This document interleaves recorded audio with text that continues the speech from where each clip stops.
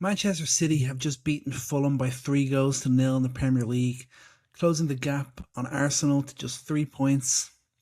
But of course, Arsenal have games against Brentford and Wolves to come, so that could quickly turn into nine without a doubt. But watching that game, I just couldn't help but think about the two major acquisitions that City made during the January transfer window: Marc Guehi and Antoine Semenyo. And I just can't help but think that these are going to be two key members of the Manchester City rebuild moving forward. City have kind of hit a bit of a crossroads. Some of the old guard have faded away. Injuries have started to hurt the team. And they're trying to rediscover their identity almost. I know this is a crazy thing to talk about a team that are still fighting for the title in the League Cup final, likely to advance to the Champions League, still in the FA Cup, still competing on all fronts, but they're just not quite the same City team that we've come to know and fear. That's not Manchester City anymore. But that game was just, I know it was only Fulham, but watching what Semenyo was able to do as an attacking threat and finally seeing them get consistent production from one of their wide players again, which they've been looking for since they lost Riyad Mahrez and Raheem Sterling. They've found that in Semenyo, the type of consistency, the type of belief you have in him compared to a Savinho or a Jeremy Doku. I think Semenyo is going to be a key member of this City team, and he's going to be able to contribute goals and assists on a regular basis, whereas we've not seen that from Semenyo or Savinho from those wide positions. And then Guehi at the back, just such an impressive player. So calm, reads the game so well, always able to get a foot in, always seems to be in the right position, just an excellent player. And I like watching those two, and I just think back to that faithful January 2006 window where Manchester United signed both Patrice Evra and Nemanja Vidic, who of course we know went on to be key members of the next great Manchester United dynasty in the Premier League era. They won it all, multiple Premier Leagues, Champions League, League Cup. They did it all at Manchester United. And I can't help but think that Guehi and Semenyo are going to be two of the building blocks. Maybe not the final pieces, but two of the key building blocks moving forward for this City team. And like I already mentioned, Semenyo especially as an attacking threat, I've been crying out for it. I've said at the start of the year when I did a video on how City could maybe win the league, and it was important to get goals from other players. Pep Guardiola teams have always been built around scoring from all around the team. I know they've always had elite goal scorers in them when you think of Lionel Messi at Barcelona or Robert Lewandowski at Bayern Munich and now Erling Haaland at Manchester City. And while they are always going to be the main scorers, they're always going to be the ones getting the 25, 30 goals every year. You need consistent contributions from other parts of the pitch, other attackers on the pitch. And with Jeremy Doku, yeah, when he's great, but for the most part, he's very inconsistent, very rarely delivers back-to-back performances, back-to-back games where he scores and assists. Same thing with Savinho. What have we seen from him? He's been a bit of a hit and a miss for City. Marmoush, not really a wide player, kind of the backup to Haaland, and the backup to Haaland is really kind of nothing for the most part. Phil Foden has been unable to find any sort of consistency. Really, he's not been the player that he once was. This Semenyo signing is crucial for City.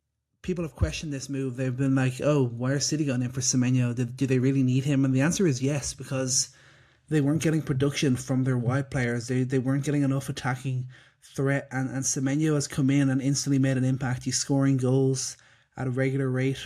He's providing assists, and he just looks dangerous. And he's just finding ways to have a similar impact to I'd probably more likely liken him to Sterling, just to kind of be in and around the box at the right moments to find little tap-ins, just get little foots on balls to create goal-scoring opportunities. And that's just natural instinct, and that can't really be taught. That just players just have that ability in them. That's what we're seeing from Semenyo.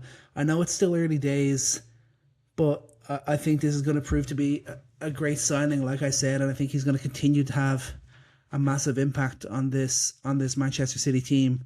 And Guehi, if he wasn't already confirmed to be the starter for England as the left centre back, he probably is definitely on lock now that he's made the move to the big club, made the move to Manchester City, and he just looks so accomplished there. I wouldn't ever have any doubts about his ability to to lead a backline, his ability to just to read the game and just to remain calm and not make mistakes. I think that's the big thing. I think you're unlikely to ever really see him make a mistake. Maybe he's not as good on the ball, but I think his ability on the ball is a little bit underrated. But he's not as good on the ball as some of the City centre backs of the past.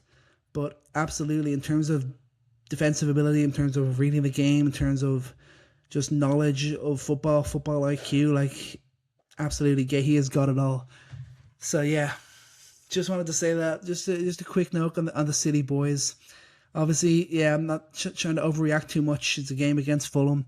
Yes, there's maybe still not the Manchester City of old. Yeah, there's still some other pieces that need to be figured out before we really believe that this City team are back. But without doubt, Semenyo, Marc Guehi, two players that are going to be key for City. They're going to be a part of this team for the next 5, 6, 7 years. And they are going to be the difference makers for City, along with your Erling Haalands and other players. But these two are the first true building blocks of the rebuild for Manchester City. Can they win the league this year? Maybe not. Still think they're maybe not all that great shakes, Manchester City. I still think Arsenal are just going to be too solid. They're just not going to lose enough games for City to be able to catch up with them. But in the future, can they win maybe the League Cup? Obviously, don't have Guehi in that. Maybe not. Can they win like an FA Cup? Can they make some noise in the Champions League? That's the difference there. That's what they could maybe find their way to do. You kind of just find your way to chip away and win like the smaller trophies while you're kind of in a semi-rebuild, which I believe that City are in. That's something that I compare the City situation to what we saw from Manchester United after they won the league in the 02-03 season. It took them 3 years to get back to winning or 4 years to win the Premier League again. I'm not sure if City will go that long, but I think that it's a very similar sort of situation. They still have a group. They still have a group from that original dynasty, let's call it, to borrow a term from the American side of sports. And then they just have to add those few little pieces around the edges to make sense of it all again. And like I keep saying, like I've mentioned, what this video is all about, Guehi and Semenyo really feel like the first true pieces of that rebuild. Yeah, you could talk about your Marmouches, you could talk about Doku and Reinders and players like that, but I think these two are the first real linchpins, the first two that I fully believe will be part of the City teams that win league titles and Champions Leagues in the future. And as a Manchester United fan, just watching Semenyo have such a big impact already at Manchester City, obviously it kind of hurts a little bit. United were in for him, he chose to go to City instead. I mean, probably the right decision for him. You could make the argument maybe Manchester United don't really need it. We don't need to invest in yet another attacker. But like seeing the impact that he's already having would definitely has me like pining and wishing that we had found a way to pull that move off, because he's made a great impact.